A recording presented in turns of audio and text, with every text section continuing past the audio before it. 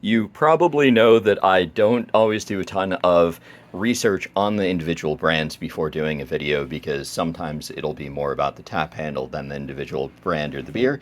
This one is notable because I did want to get a little bit more detail about this to see whether or not it was a Boston related beer or brand or something different. Turns out it was actually done by Boston Beer Company. So if you're thinking about Boston Beer Company, you're normally thinking Sam Adams.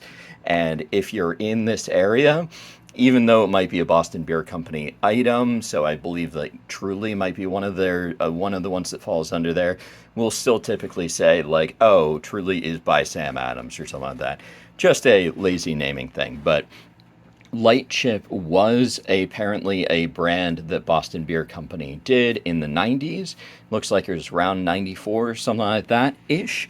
And it was apparently one of their light beer approaches, which is interesting because they've done other ones more recently, where like the 26.2 Marathon beer, where they had that as a kind of sub brand where it was Sam Adams, and then they spun it off. So kind of interesting that they had done a similar-ish sub-brand in the past. But Boston Lightship, you do have the standard tap handle design that they were using at that time. So you've got the turned handle, you've got the oval top, you've got this finale here, and the ferrule down here. You should expect those to match.